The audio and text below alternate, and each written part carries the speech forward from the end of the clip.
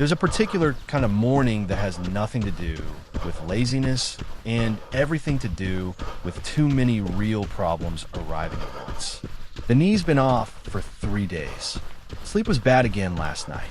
A work deadline is eating into the only window you had for a run. The weather's turned on top of all of it. None of these is dramatic on its own. Stacked together, they produce a very specific kind of paralysis. Not because you don't care enough to solve them, but because there are suddenly too many things demanding attention at the same time and no clear order to attack them in. Extreme Ownership has a chapter built entirely around that exact moment, and it calls the fix prioritize and execute. The idea is almost uncomfortably simple to state and surprisingly hard to actually practice. When multiple problems hit at once, you cannot solve all of them simultaneously, no matter how capable you are. Trying to fix 5 things at the same time usually means fixing none of them well, and often means making new mistakes out of the ones you rush through in parallel. The fix is to step back, however briefly, identify the single highest priority problem, solve that one first completely, and only then move to the next. I want to spend this whole episode on that idea, because I think it's one of the most immediately useful principles in this entire book, and also one of the easiest to nod along to, and then completely ignore the next time real chaos actually shows up. Here's the specific week this became undeniable for me, rather than just a reasonable sounding idea. It was a stretch where 4 separate problems landed close together. The kind of week where nothing individually catastrophic happens, but everything difficult happens at once. A minor flare-up in an old injury. A work project that had quietly eaten every early morning for 5 straight days. A stretch of genuinely poor sleep that made every decision feel heavier than it should have.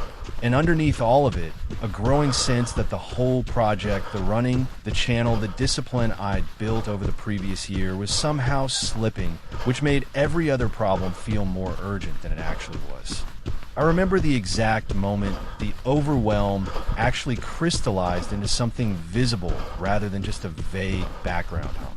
It was a Tuesday evening, trying to plan the next morning, and finding myself simultaneously drafting a modified warm-up for the knee, calculating what time I need to wake up to fit a run around the work deadline, and mentally rehearsing an argument for why the whole project still mattered.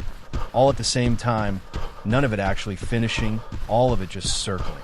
My first instinct, and I think this is most people's first instinct under that kind of pressure, was to try to fix everything simultaneously. Address the injury with a whole new mobility routine. Fix the sleep with 3 or 4 different interventions at once. Renegotiate the work schedule. Rebuild the running plan from scratch, all in the same week, all while already running on insufficient sleep and reduced capacity. What actually happened wasn't progress on 4 fronts. It was failure on all 4, because each individual fix got a fraction of the attention it actually needed, and none of them ever got far enough to produce a real result before the next problem pulled focus away from it. Asterisk, asterisk. This is exactly the failure the book describes, just relocated from a battlefield to an ordinary difficult week. Under real pressure, with real chaos, the instinct to address everything at once feels like thoroughness. It actually functions like the opposite. Attention split 5 ways solves nothing all the way through, and problems that don't get solved all the way through tend to still be there next week, now joined by whatever new problems the neglected attention has allowed to develop in the meantime. The fix, once I actually applied it instead of just reading about it, was almost anticlimactic in how simple it turned out to be. Stop. Actually list out loud or on paper every problem currently competing for attention, rather than letting them all blur together into one undifferentiated sense of being overwhelmed. Then ask one honest question about the list. Which one of these, if left unaddressed, does the most damage to everything else? Not which one is loudest. Not which one feels most urgent in the moment. Which one is actually structurally most important? The one problem that, if solved, makes several of the others easier or less pressing by itself. That week, once I actually did this instead of just feeling overwhelmed by all 4 problems at once. The answer wasn't obvious at first glance, but became clear fairly quickly once I looked honestly. The sleep was the actual priority, not because it felt most urgent, but because every other problem on the list was being made worse by it. The injury felt worse under fatigue. The work project felt more overwhelming under fatigue.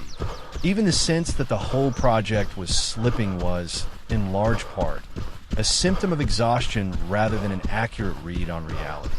Sleep wasn't just one of 4 problems. It was the one problem sitting underneath the other 3, quietly making each of them harder to solve. Prioritizing correctly often means identifying not the loudest problem, but the one actually holding the others in place. Once sleep became the single, explicit priority for that week, with everything else deliberately set aside rather than abandoned, the fix was almost embarrassingly straightforward. An earlier bedtime, a firmer boundary around the work project's evening hours, nothing exotic. Within 4 or 5 days, the injury felt more manageable.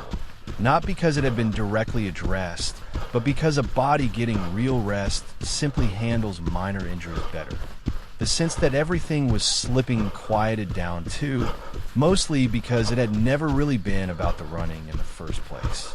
I want to walk through a few different scales this shows up at, because prioritize and execute ends up applying quite differently depending on the size of the chaos you're actually dealing with. The smallest scale is inside a single run, in real time, when something unexpected happens mid-effort. A sudden cramp, a weather shift, a wave of lightheadedness that wasn't there 10 minutes ago. In that moment, there's no time for an elaborate list. The skill is compressed down to something closer to instinct. What's the one thing that actually matters right now? Safety, usually ahead of pace, ahead of the planned route, ahead of whatever the morning's goal originally was. I've had runs where the honest priority shifted mid-run from hit this pace to get home safely within about 30 seconds, and the discipline wasn't in sticking to the original plan. It was in noticing quickly that the priority itself had changed and executing the new one instead of stubbornly finishing the old one. There's a specific run worth mentioning here. About 4 miles into a route I'd run dozens of times, a wave of dizziness showed up out of nowhere, mild but unmistakable. The old version of me, attached to the identity from a few episodes back about never cutting a run short, would have pushed through it. What actually happened instead was almost automatic. Pace stopped matching, the route stopped matching, and the only priority left was walking the shortest safe path home. The run, by any normal measure, was a failure that day. By the measure that actually mattered, correctly identifying and executing the real priority, it was one of the better decisions I've made on a trail. A second, slightly larger scale is the training cycle itself, over weeks rather than minutes. This is where the 4 problems at once pattern from that difficult week tends to live. Nutrition needs work, sleep needs work, mileage feels stuck, an old ache keeps flaring, and the temptation is always to fix the whole list simultaneously, usually right after finishing an inspiring book or video that makes every piece feel equally urgent. The discipline here is resisting that temptation deliberately, picking one, genuinely one, and giving it real, undivided attention for long enough to actually see whether it worked before adding a second target on top of it. I've watched this exact pattern play out with people who've reached out after earlier episodes. Someone gets genuinely inspired, decides to fix sleep, nutrition, strength training, and mileage all in the same week. And by week 3, all 4 have quietly died because none of them ever got enough sustained attention to become a habit before the next one competed for the same limited willpower. The version that actually works looks almost too modest by comparison. One target, 3 or 4 weeks, genuinely established before the second target even enters the conversation.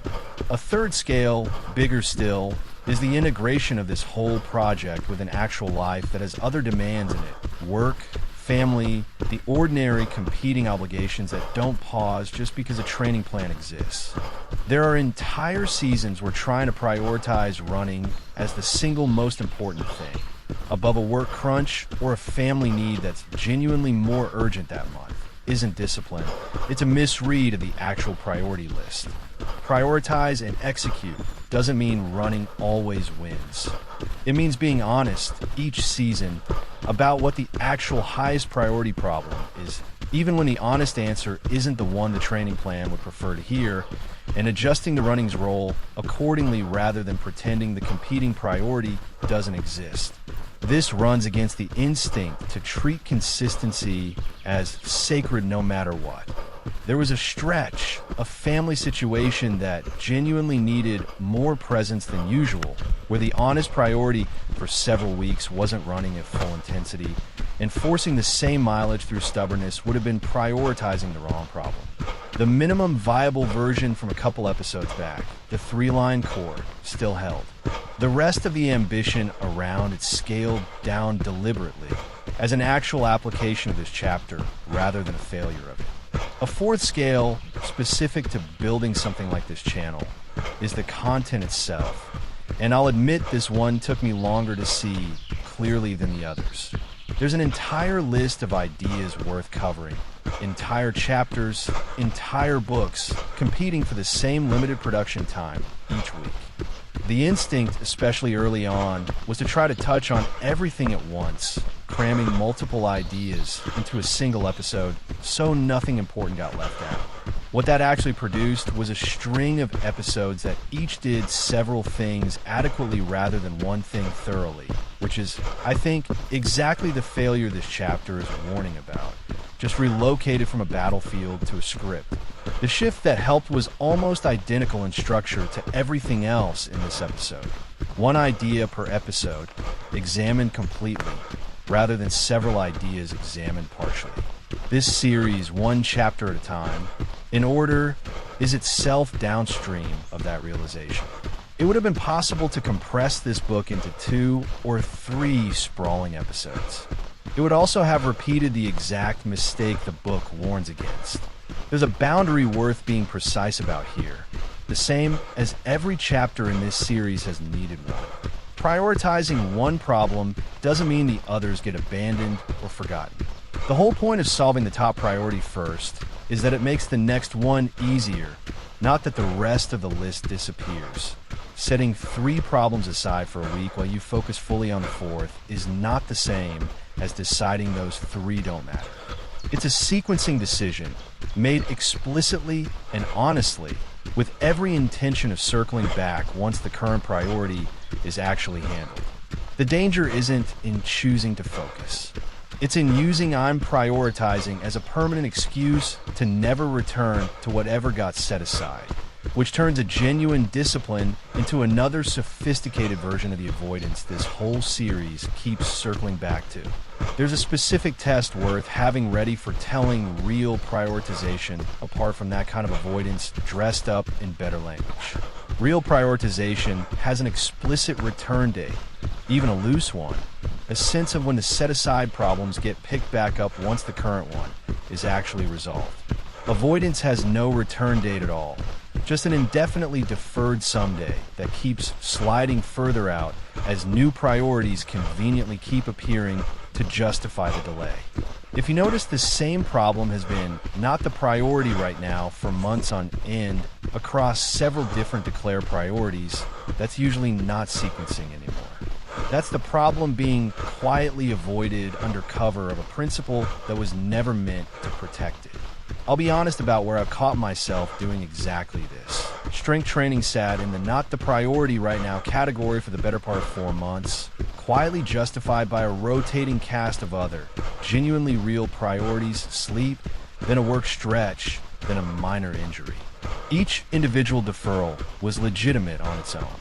The pattern across all 4, strength training never actually returning to the top of the list, was the tell that something had shifted from sequencing into avoidance.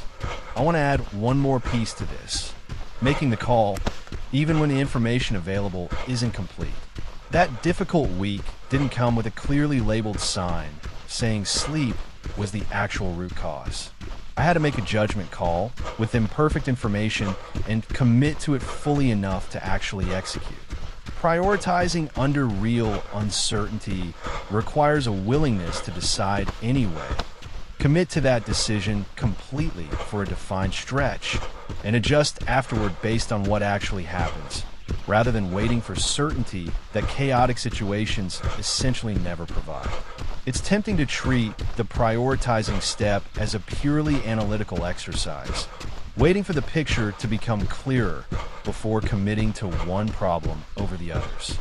Under genuine overwhelm, that additional waiting rarely produces more clarity. It usually just produces more time spent circling the same problems without landing on any of them. An imperfect priority, chosen decisively and executed fully, consistently outperforms a theoretically better priority that never actually gets picked because the search for certainty never ends. So here's what this looks like as a practice, kept to one thing rather than scattered across several, the same as every episode in this series. The next time more than one real problem is competing for your attention at once, stop before trying to fix any of them, and actually write the full list out plainly, rather than letting it stay a vague cloud of being overwhelmed. Then ask the structural question rather than the loudest voice question. Which one of these, left unaddressed, makes the others worse or harder to solve? Pick that one, just that one. Give it a defined, reasonably short window. A week is usually enough to tell whether a genuine priority pick was right, and commit fully to it, explicitly setting the rest aside rather than pretending they've been solved or that they don't matter. At the end of that window, come back to the list. Reassess honestly whether the priority actually helped. Then pick the next priority from what's left, using the same structural question, rather than starting over with the whole overwhelming list at once. I want to add one practical detail that's made the difference between this staying a nice idea and actually becoming a habit. Writing the list down physically rather than trying to hold it all in your head. There's something about seeing 4 problems as 4 separate lines on paper rather than one undifferentiated feeling of being overwhelmed that makes the structural question dramatically easier to answer honestly. Tomorrow morning, if more than one thing feels wrong at once, the instinct to fix everything simultaneously is going to show up first, the same way it always does. It isn't wrong because it's lazy. It's wrong because it's the version of effort that feels the most thorough and produces the least actual progress. The single problem underneath the others, the one worth solving first, is usually there if you actually stop and look for it instead of trying to out-hustle the whole list at once. There's a quiet thread connecting this chapter to the last one. Simple asked you to reduce how many moving parts a plan has to begin with. Prioritize and execute asks what to do once several problems show up anyway, despite a genuinely simple plan. Together, they cover both sides of the same discipline. Build things simply enough that chaos has fewer places to attack, and when it attacks anyway, know how to choose, commit, and finish one thing before moving to the next. I'll see you on the trail tomorrow. Same time, same choice. This is Run to Evolve. One day, one run, one lesson, no excuses.